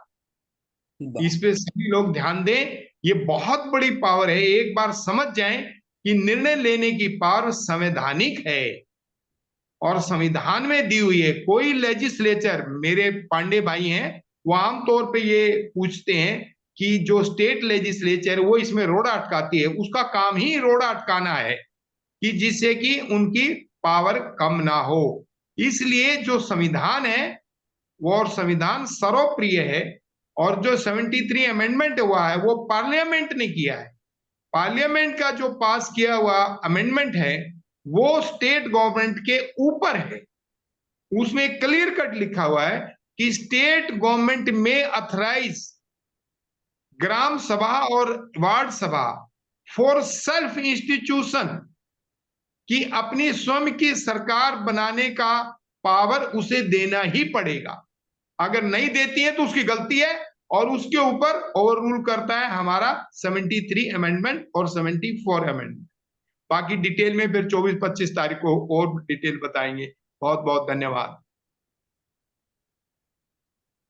भाई गुमान सिंह जी। हाँ, नमस्कार सर सभी को। मेरा सर एक सवाल था कि इसे रणवीर सर ने बताया वो 24-25 को जो करनाल में प्रोग्राम है उसमें सर कोई शुल्क है या निःशुल्क है, किस तरह से है वो, थोड़ा रणवीर सर क्लियर करें। ऐसा है मेरे दोस्त, हमारी जो भी सभाएं होती हैं उसमें कोई शुल्क नहीं है,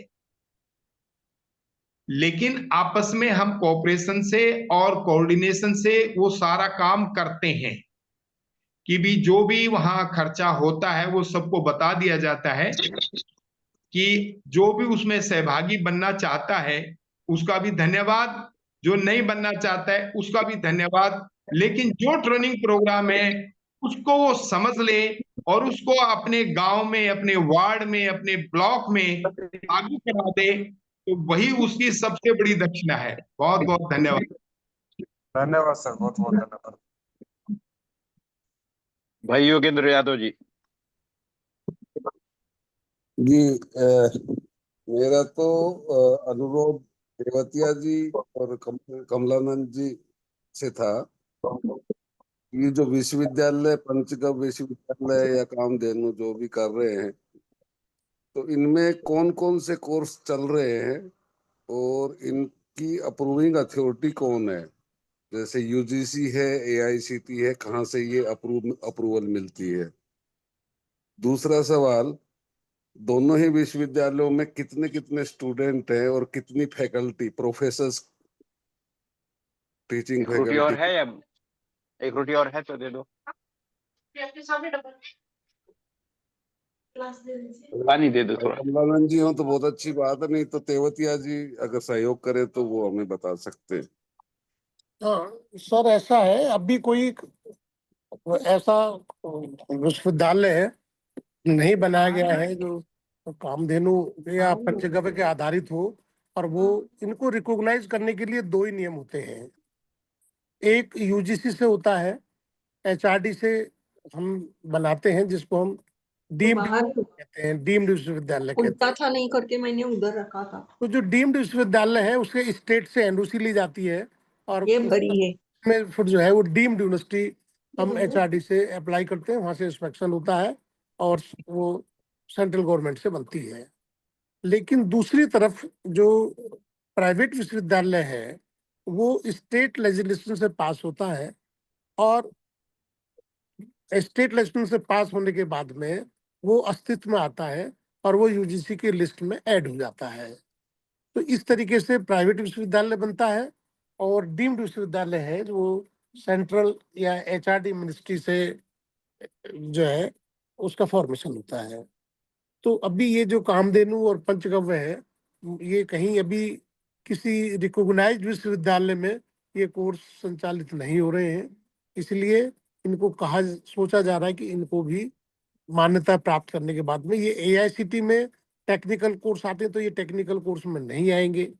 और क्योंकि ये वेटनरी के कोर्स है, यदि पंचगव्य उससे रिलेट करते हैं, तो ये आयुष और वेटनरी दोनों से में ये अप्लाई करने पड़ेंगे, उन्हीं से दोनों से मान्यता लेनी पड़ेगी, तब ये कोर्स संचालित कर सकते हैं। लेकिन अभी लीगल वे में इनकी कोई मान्यता नहीं है।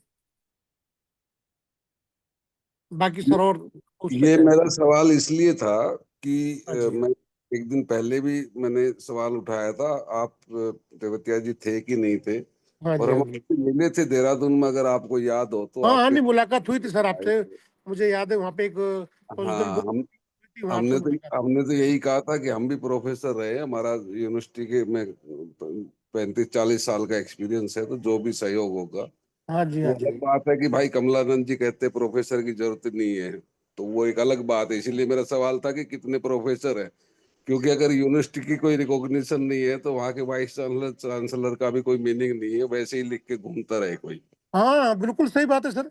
जी, मैं उससे उससे सवाल इसलिए कर रहा हूँ कि हाँ जी हमारे गुरुकुल में शिक्षा चलती है, गुरुकुल पद्धति हमारी पुरानी पद्धति है, हाँ जी। और वहां से बहुत आचार्य निकले हैं, वो भी गुरुकुल ही चला रहे हैं, मतलब कहीं और सरकारी सिस्टम में नहीं है, क्योंकि उनकी कोई रिकॉग्नाइजेशन नहीं है, रिकॉग्नाइज नहीं है उन। सर हरिद्वार में गुरुकुल कांगड़ी यूनिवर्सिटी है, वो उसके जो कोर्स हैं आचार्य का जो भी वो कराते हैं वो सब मान्य है।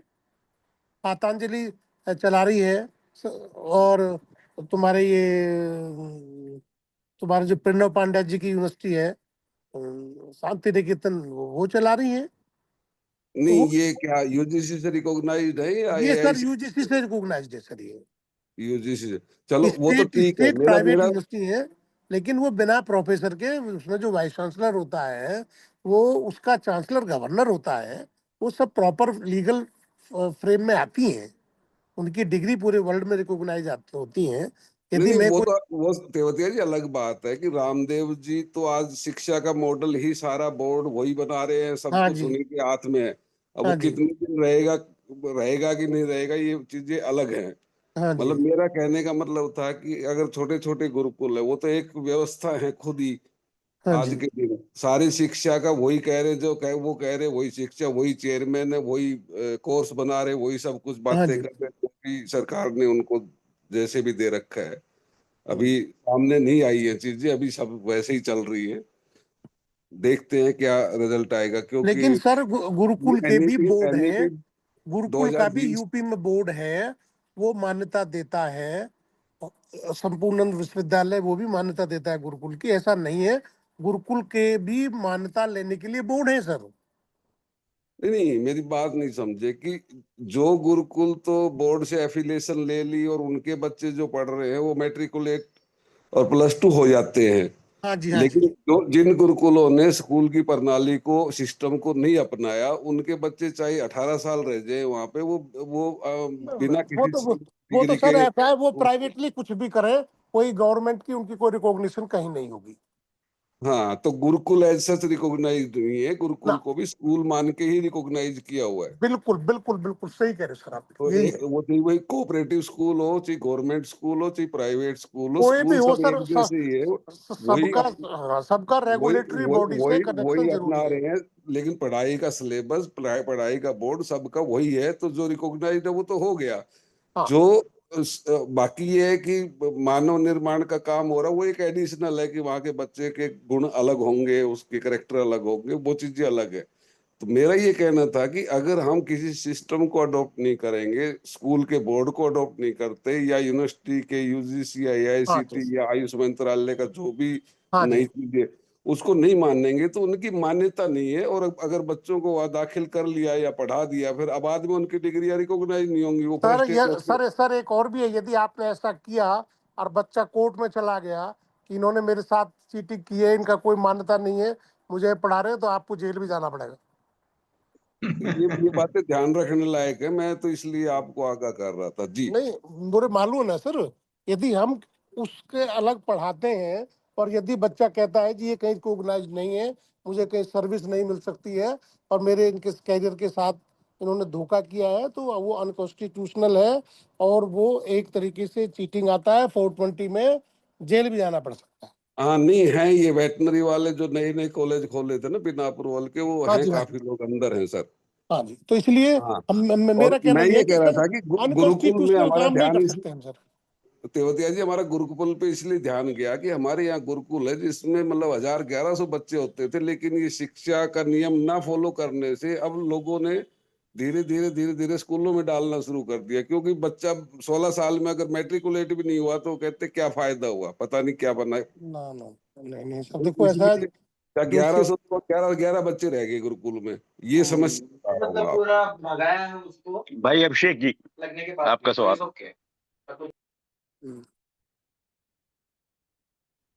जी, धन्यवाद श्री जी। मेरे दो प्रश्न हैं, एक तेवतिया जी से है और दूसरा रणवीर शर्मा जी से है। तेवतिया जी से पहला प्रश्न ये है कि अभी कानपुर में जो गुरुकुल महाविद्यालय बनाने की जो बात हुई थी कोऑपरेटिव बेसिस पे, तो उसके लिए जो गौशाला सोसाइटी से तो लैंड मिलने में दिक्कत आ रही है, वो आपको भी मैंने बताया। तो उसका दूसरा विकल्प दूसरी जगह देखा गया, तो एक जगह अभी प्रेमानंद जी गए थे, वहां पे कुछ 40-30 बीघा करीब जमीन है और उसी के आसपास के कुछ लोगों को मिला के वो मतलब 50 एकड़ की जमीन बनाई जा सकती है। लेकिन उसके लिए फिर वही बात है कि वहाँ के स्थानीय लोगों को साथ में लेने की कोशिश करनी पड़ेगी। एक इस दिशा में प्रयास किया जा रहा है। तो जो ये कोऑपरेटिव है, ये कोऑपरेटिव बना के हम ये करने जा रहे हैं, तो इसमें लैंड पूलिंग भी हो सकती है, पहला प्रश्न। दूसरा ये कि ये जो त्रिभुवन यूनिवर्सिटी है, ये किस तरह बनाई गई, किन लोगों ने बनाई गई, क्या कुछ इसका आइडिया है आप? ये मेरे कौन सी आपसे प्रश्न। University sir? जो अभी कोऑपरेटिव यूनिवर्सिटी बनाई गई है, त्रिभुवन तो सर उसका यूनिवर्सिटी मुझे गुजरात, आइडिया है, वो सेंट्रल गवर्नमेंट के ने बनाई है। सेंट्रल गवर्नमेंट ने बनाई है। हाँ, सेंट्रल गवर्नमेंट ने बनाई है कोऑपरेटिव मोड में। हम उसको प्राइवेट मोड में भी बना सकते हैं, उसमें भी जो कोऑपरेटिव के मल्टीपर्पज एम्स है उसके हिसाब से बना सकते हैं, कोई बड़ी बात नहीं है। लेकिन कोऑपरेटिव को जो नियम नॉर्म्स है, बिल्डिंग का नॉर्म्स है, चाहे लैंड का नॉर्म्स है या फैकल्टी का नॉर्म्स है, वो तो पूरे करने पड़ेंगे। जी जी, नहीं नहीं, वो तो कोई इशू नहीं है, ये अब लैंड जैसे पूलिंग आप की मैं जो पूछ रहा लैंड, जैसे आपने कहा कि 50 एकड़ हो सकती है, वो कोऑपरेटिव में आए चाहे सोसाइटी के नाम में आए, किसी भी फॉर्म में आती है, तो वो एक एप्लीकेंट हो सकती है कि लैंड हमारे पास पूरी है। उसके हिसाब से फिर बिल्डिंग बनानी पड़ेगी और फिर हमें एप्लीकेशन लगानी पड़ेगी स्टेट गवर्नमेंट में। स्टेट गवर्नमेंट उसमें LOI जारी करेगी, लेटर ऑफ इंटेंट, उसमें टाइम देगी, आप 1 साल में या 2 साल में आप बिल्डिंग बनाएंगे और फिर हमें लेटर ऑफ अप्रूवल या लेटर ऑफ परमिशन के लिए दोबारा से अप्लाई करेंगे। जी। तो ये नियम के तहत ही हो सकता है, पैरेलल गवर्नमेंट आप नहीं चला सकते हैं। जी भाई भास्कर पाटिल जी, भाई भास्कर पाटिल जी, अभी श्री जी मेरा एक प्रश्न बचा हुआ है। ओके ओके, ठीक है ठीक। मेरा आदरणीय रणवीर शर्मा जी से प्रश्न है, अभी ये जो गढ़चिरौली का आपने एग्जाम्पल दिया, गढ़चिरौली जो है वो पिछले 40 साल से या 45 साल से नक्सली हिंसा से जूझ रहा है। वो क्षेत्र ऐसा है जहां पर हजारों लोगों का खून बहा है, हजारों लोगों का। और गढ़चिरौली में ये हिंसा कोई अंग्रेजों के जमाने से नहीं चली आ रही। वो कैसे हुई, वो भी थोड़ा सा हिस्ट्री मालूम है मुझे, क्योंकि मैं उस एरिया में कुछ समय मेरा बीता है। वहाँ पे जो ट्राइब्स थे वो गोंड थे और एक माडिया करके ट्राइब है, वो दो लोग थे। और सन 72 के बाद वहाँ पे सरकार ने कुछ बंगालियों को बसाया, जो कि ये बांग्लादेश वार के बाद माइग्रेट हुए थे और वहाँ पे जो वो हुआ था। लेकिन उन्हीं बंगालियों के साथ ये जो नक्सलाइट और नक्सलवादी मूवमेंट के कुछ लोग भी आए उधर।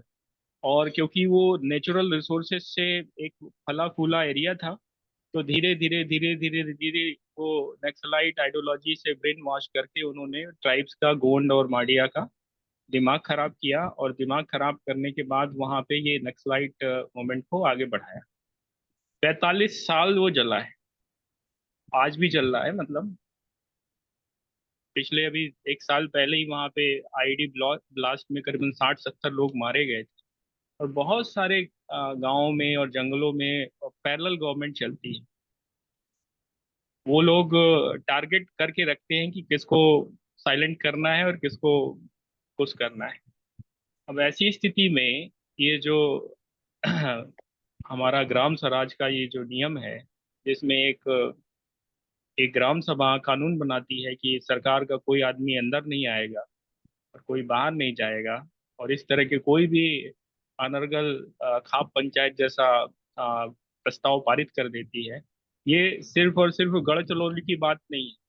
देश में बॉर्डर जो एरिया है, वो चाहे JNK हो, चाहे फिर वो बिहार का किशनगंज हो, या फिर वेस्ट बंगाल के 7 जिले हों, ऐसे बहुत सारे जगह हैं जहां पर कास्ट के नाम पे या रिलीजन के नाम पे लोगों को एक्सप्लॉइट करके, उनका ब्रेन वॉश करके पैरेलल गवर्नमेंट चलाई जाती हैं या चलाई जाने की कोशिश की जाती। तो वहां पे ये ग्राम सभा कानून का मिसयूज नहीं होगा? प्रश्न है आपने बड़ी सही बात करी है। देखिए, मैंने बताया कि भी जो संविधान है और ग्राम सभा के बारे में 73 अमेंडमेंट है, वो इम्पावर करता है कि भी आप वहां निर्णय लें और निर्णय लेने की भूमिका में आए। लेकिन जब सवाल लैंड ऑर्डर का होता है, सुरक्षा का होता है, वहां पे क्वेश्चन मार्क आ जाता है। तो वहां पे जो है ना, जो स्टेट गवर्नमेंट का लैंड ऑर्डर एजेंसी है, वो उसमें बिल्कुल इंटरफेरेंस करेगी। हमने ये गढ़ चमोली का जो उदाहरण दिया, वो सत्य प्रकाश भाई वहां अभी गए थे, मौके पे थे, तो उन्होंने मुझे ये बताया। मेरी उनसे डिटेल में इतनी बात हुई कि भी अभी अभी ग्राम सभा में ये ऑर्डर दिया। दूसरा लड़का था अपना शांतनु, उसने मुझे एक दूसरा मैसेज दिया कि भी हमारे एक पास के गांव में ये ग्राम सभा ने पास किया कि जो पुलिस ने प्रताड़ना की है उसको 25 लाख का जुर्माना भरना पड़ेगा। तो ये 2/3 बहुमत से ग्राम सभा जो वहां है लोकल, वो अपना रेजुलेशन पास करती है। लेकिन इसका फिर अपना दूसरा अभी पहलू हमने डिस्कस नहीं किया है, वो मैं बता रहा हूं। तो ब्लॉक सभा है, इसके बाद ग्राम सभा के ऊपर ब्लॉक सभा है, ब्लॉक सभा के ऊपर जिला सभा है, जिला सभा के ऊपर स्टेट जो बॉडी है वो उसको एम्पावर करती है कि भी उनके जो डिसीजन को आगे फिर चैलेंज किया जा सकता है। ये मैं बात आपके ध्यान में लाना चाहता हूं। ग्राम सभा का एक निर्णय हो गया, उस निर्णय की आगे जो अपीलेंट अथॉरिटी है वो ब्लॉक में, अगर किसी आदमी को ग्राम सभा के निर्णय से संतुष्टि नहीं है तो वो ब्लॉक सभा में जा सकता है, ब्लॉक सभा से नहीं है तो वो जिला परिषद जिला सभा में जा सकता है, जो की चेयरमैन वगैरह है, और फिर लास्ट में स्टेट गवर्नमेंट, और फिर वही अपना जुडिशरी आ जाती है। ये तो एक लोकल अरेंजमेंट का मैंने आपको बताया था कि भी लोकल जो छोटी छोटी समस्याएं हैं, 29 अधिकार हैं, उनके तहत वो अपनी समस्याओं का समाधान कर सकते हैं। जब लैंड ऑर्डर है, मैंने 5 आपको बताया था जो स्टेट गवर्नमेंट के एकाधिकार हैं। Number 1 police land order, number 2 फौज आर्मी, आप देशों से कोई लड़ाई झगड़ा है, नंबर 3 मेरे पास है जुडिशरी, और नंबर 4 अगर आपको याद हो तो विदेश मंत्रालय, विदेश नीति। ये 29 अधिकार तो हैं, लेकिन ये अधिकार नहीं है 5वां इन चलाने के लिए रेवेन्यू फाइनेंस। ये 5 अधिकार जो हैं ये हमेशा राज्य के पास, सरकारों के पास, चाहे वो है ना, तो 29 ही इनको दिए हुए हैं। 29 के अलावा जो डिपार्टमेंट लैंड ऑर्डर के हैं वो सरकार के एकाधिकार के अंदर हैं। Am I clear? इसमें एक बात ये बनती है कि एक ग्राम सभा की बैठक हुई और वहां पे उन्होंने एक रेजोल्यूशन पास कर दिया। अब उसको वो करने के लिए, चैलेंज करने के लिए वार्ड सभा में जाएगा और जिला सभा में जाएगा और प्रदेश सभा में जाएगा, और लंबा एक प्रोसेस है। यहाँ पर जो इन्फोर्समेंट एजेंसीज हैं और सिक्योरिटी एजेंसी हैं, आप तो खुद ही उससे जुड़े रहे हैं। ऐसी स्थिति में कहीं जो समाज विरोधी तत्व हैं और गलत लोग हैं, ये इन कानूनों का फायदा उठा के और उनके आड़ में अपना काम तो नहीं करेंगे? मैं एक उदाहरण देता हूँ। नहीं, सुनिए, एक उदाहरण देता हूँ। यहाँ पे गाजियाबाद में एक जगह है मंसूरी। वहां पे कुछ साल पहले एक दंगे हुए थे, और दंगे होने के लिए जब वो जो दंगाइयों को पकड़ने के लिए पुलिस गई, तो वहां पे वो जो पूरा गांव था, क्योंकि वो एक पर्टिकुलर कम्युनिटी का गांव है, उसमें पूरा उन्होंने एक तरह से उनको प्रोटेक्ट करने का पूरा वो किया। इसी तरह का कुछ मामला जो है जामिया नगर में हुआ था। ये सारे रिसेंट, ज्यादा पुरानी बातें नहीं है, 10-15 साल 20 साल पुरानी बातें हैं। ये इससे देखिए कैसे निपटा जाएगा? भाई, मैं पहले बताया है कि 29 डिपार्टमेंट में केवल जो वर्ड लिखा हुआ है संविधान के अंदर वो है कम्युनल हार्मनी। मतलब कोई अशांति भंग कर रहा है उसके अंदर एक बार ग्राम सभा अपना निर्णय देती है। लेकिन मैंने बताया जहां सुरक्षा की बात आ गई, लाइन ऑर्डर की बात आ गई, कानून उस बात आ गई है उल्लंघन की, तो वो हर हालत में फिर स्टेट गवर्नमेंट इंटरफेयर करेगी। इसलिए तो पूरे 36 महकमे नहीं दिए ना, वहां 36 डिपार्टमेंट नहीं दिए उनको, 29 दिए हैं। सरकार के पास ये लाइन ऑर्डर का और फौज का और जुडिशरी का अलग रखा हुआ है। जब लैंड ऑर्डर की इस प्रकार की राष्ट्रीय के उसकी बात आ जाती है, तो भी सुरक्षा की बात आती है, तो सुरक्षा की बात के ऊपर कोई समझौता नहीं है। फिर वो बिल्कुल, हाँ, वो सूचना दे करके अभी हम आएंगे यहाँ पे, और जिन जिन लोगों ने मतलब लाइन ऑर्डर खराब किया है उनको हम तफ्तीश करेंगे। तो उन्हें तफ्तीश करने का वहां ग्राम सभा नहीं रुकावट डालेगी सुरक्षा के मामले में, लाइन ऑर्डर के मामले में ना उन्हें अधिकार है। उन्हें अधिकार केवल 29 विषय को एक बार ध्यान से देखोगे, लेकिन सूचना देनी पड़ेगी। हाँ, सूचना जरूर देंगे, सूचना अगर वहां जरूर देंगे। सूचना देना बाध्यता है तो वो भी तो एक गलत है। कई बार सूचना देते ही वो पूरा उसका नहीं, सीआरपीसी जो हमारा क्रिमिनल प्रोसीजर एक्ट है उसके अंदर भी सूचना वर्ड लिखा हुआ है। पुलिस वैसे भी नहीं दखलंदाज कर सकती, सीधे नहीं रेड कर सकती, वो तो पुलिस वाले धक्का कर लेते हैं। नहीं तो उन्हें हर हालत से ग्राम प्रधान को, नंबरदार को सूचना देनी ही देनी है। प्रशासन जब भी इंटरफेयर करे, नॉर्मल फोर्स के अंदर भी उसको सूचना देनी पड़ेगी। क्लियर? जी। रणवीर शर्मा जी, रणवीर शर्मा जी, जी सत्य प्रकाश बोल रहा हूँ। हाँ सत्य प्रकाश भाई, ये जो ये गढ़चिरौली डिस्ट्रिक्ट में है, मध्य वो महाराष्ट्र के गढ़चिरौली डिस्ट्रिक्ट में है, हीरा भाई मोहन भाई के नाम से फेमस है। इन्होंने कई साल संघर्ष करके कोर्ट ने फिर इनके पक्ष में फैसला दिया है, और लगभग 92 गांव आज एक लेडा मेंढा करके पूरा स्थान है, उसमें कोई भी वहां के सारे वनों के ऊपर, वहां के सारे जंगल के ऊपर, वहां के सारे नदी के ऊपर, वहां के सारे पानी के ऊपर गांव की सहमति से ही कुछ कार्य हो सकता है, उसकी सहमति के बिना नहीं। ये अभी उसको डॉक्टर सतीश गोगलवार संभाल रहे हैं। इनका नंबर भी मैंने आपको जो पर्चा भेजा था उसमें 14 नंबर पे है। मैं सहमत हूँ सत्य भाई।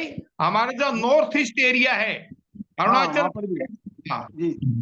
अरुणाचल प्रदेश का एरिया है, सिक्किम का एरिया है, मैं वहां पे खुद आईजी डीआईजी रहा हूं, तो मैंने उन सारे गांव को विजिट किया है।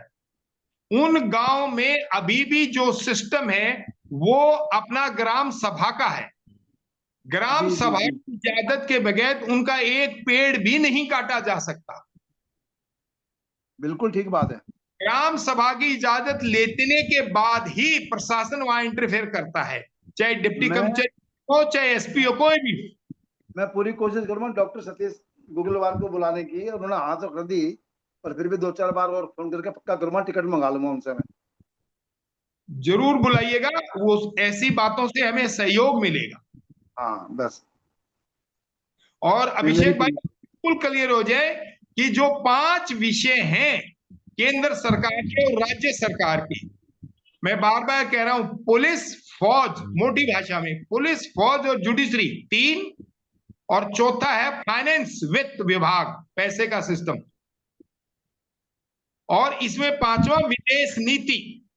ये 5 एकाधिकार हमेशा सेंट्रल गवर्नमेंट, मतलब राजा कह लो, राज्य कह लो, अब पहले तो राजा था, अब ये राज्य है, तो हमारी केंद्र सरकार और राज्य सरकारों के पास ये 5 एकाधिकार हैं। जब भी ऐसी कोई स्थिति गांव में आती है या वो शहरों में आती है, तो वहां बगैर मतलब परमिशन के वो लोग वहां जाके उसको शांति को बहाल करेंगे।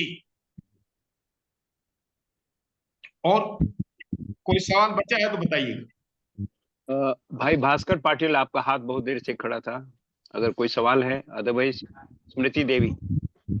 मैं पूछना चाहता था कि बच्चे के संदर्भ में उनको अगर एक्टिव नहीं है गवर्नमेंट के साथ या उनके पास में एक कानून ये नहीं है, वो जुड़े हुए नहीं है, तो इनकी आवाज नहीं आ रही समझ में, क्या अगर आप भास्कर सवाल बताएं। भास्कर पाटिल जी, थोड़ा सा माइक ठीक कीजिए, आपकी आवाज नहीं आ रही है।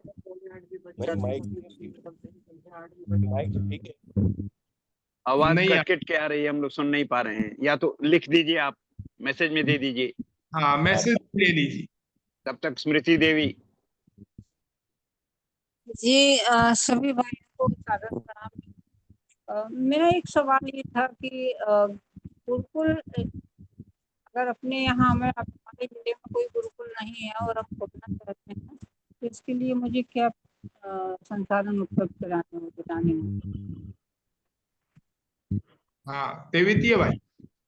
हाँ, गुरुकुल खोलने के लिए आप किस +2 तक का गुरुकुल खोलना चाहते कि भाई, तो उसके लिए जो नॉर्म्स हैं, आप किस जगह खोलना चाहते हैं, तो उसके हिसाब से जहाँ जगह सबके नियम अलग अलग हैं स्टेट वाइज। तो आप यदि मुझे स्टेट बताएंगे तो मैं आपको गाइड कर पाऊंगा थोड़ा बहुत कि भाई गुरुकुल खोलने के लिए आपको क्या करना पड़ेगा। हेलो हेलो स्मृति जी अपना स्टेट बताइए, आप उन्हीं से है ना, जालौन से? सर जी जी जी, जालौन से। ये अच्छा जालौन जिले उत्तर प्रदेश के हैं। अच्छा, उत्तर प्रदेश में है। जी जी। तो उत्तर प्रदेश में गुरुकुल खोलने के लिए आप, एक तो दिल्ली में है जो संस्कृत यूनिवर्सिटी है, वो भी स्टेट में मान्यता देती है गुरुकुल खोलने के लिए। उसमें उसके नॉर्म्स हैं कि आपके पास 1.5 एकड़ जमीन होनी चाहिए और लगभग 25,000 स्क्वायर फीट आपके पास एरिया बना हुआ होना चाहिए। और आपको जो यूपी स्टेट है उससे जो शिक्षा विभाग है जिसको DIUs कहते हैं, उससे आपको NOC लेनी पड़ेगी। उसके बाद में आप गुरुकुल शुरू कर सकते हैं। जी धन्यवाद। भाई देवदत्त गंगवा जी। भाई देवदत्त गंगवा जी।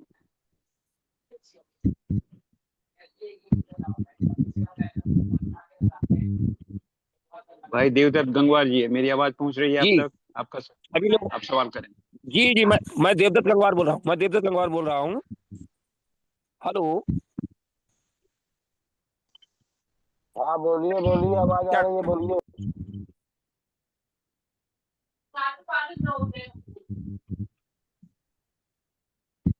मेरी आवाज सभी को पहुंच रही है?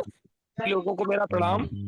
मैं अपने गांव में एक नया गुरुकुल शुरू करना चाह रहा हूं, जो कक्षा 8 तक खोलना चाह रहा हूं।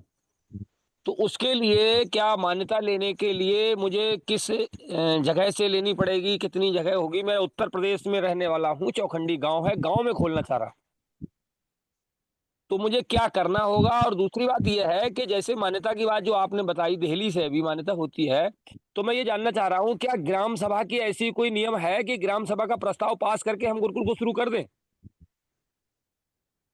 ग्राम सभा में आपको एक अलग से सोसाइटी या ट्रस्ट बनाना पड़ेगा, तब आप अप्लाई कर सकते हैं। ग्राम सभा एज सच कोई रजिस्टर्ड ऐसी बॉडी नहीं है कि उसका कोई रजिस्ट्रेशन नंबर हो कि वो अप्लाई कर सके। ग्राम सभा को इसके लिए कोई एक सोसाइटी, ट्रस्ट या कोऑपरेटिव सोसाइटी बनानी पड़ेगी, वो ही एप्लीकेंट हो सकती है। ग्राम मेरा एक सभा ऑलरेडी रजिस्टर्ड है ट्रस्ट, तो वो ट्रस्ट अप्लाई कर सकता है। अच्छा, वो ट्रस्ट अप्लाई कर सकता है। हाँ, ग्राम सभा यदि अप्लाई करेगी तो उसको भी एक ट्रस्ट या सोसाइटी बनानी पड़ेगी। ठीक। हाँ जी। तो मेरा ऑलरेडी एक ट्रस्ट बना हुआ है जिसका नाम है एक रोज फाउंडेशन, रजिस्टर्ड है। हाँ, तो वो उसके आप वो जमा करते हैं, ITR वगैरह है, उसका करंट अकाउंट वगैरह सब है। हाँ करंट अकाउंट है लेकिन आईटीआर अभी जमा नहीं किया है। आईटीआर आपको जमा करनी पड़ेगी, उसके नाम पे आपको जमीन लेनी पड़ेगी, लीज पर जमीन आपने अच्छा देखेंगे, उसका लैंड यूज चेंज कराना पड़ेगा, जिसको सेक्शन 80 में होता है कि वो यदि एग्रीकल्चर लैंड है तो उसको नॉन एग्रीकल्चर करके एजुकेशन के लिए करना पड़ेगा, उसमें आपको बिल्डिंग बनानी पड़ेगी, उसका नक्शा पास करवाना पड़ेगा, तब आप गुरुकुल के लिए अप्लाई कर सकते हैं। तो क्या ग्राम सभा से ऐसा प्रस्ताव हम पास करा सकते हैं? ग्राम सभा हमें जमीन दे सकती है ट्रस्ट को?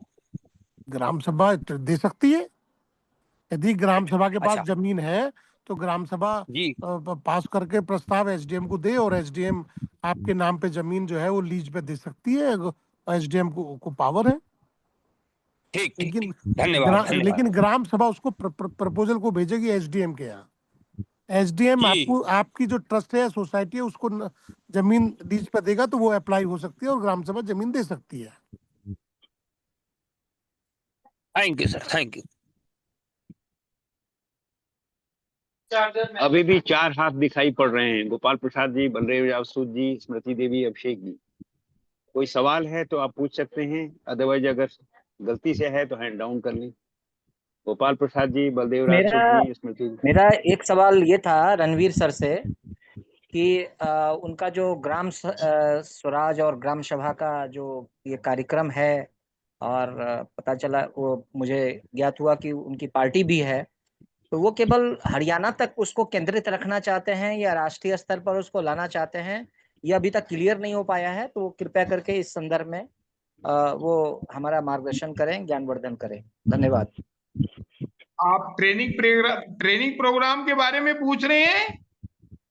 नहीं नहीं, ट्रेनिंग प्रोग्राम तो अलग विषय है। मैंने पार्टी के ऊपर में पूछा है कि ग्राम स्वराज वाला जो टॉपिक है आपका, उसी को लेकर के आपकी पार्टी भी है, उसी को आप मूवमेंट भी बना रहे हैं, तो आप उसको केवल हरियाणा तक सीमित रखना चाहते हैं या राष्ट्रीय फलक पर आना चाहते हैं, ये मेरा प्रश्न है। नहीं, अभी अभी तो हम लोक स्वराज मिशन पे काम करें, लोक स्वराज मिशन पे काम कर, अभी डिसेंट्रलाइजेशन कैसे हो इसी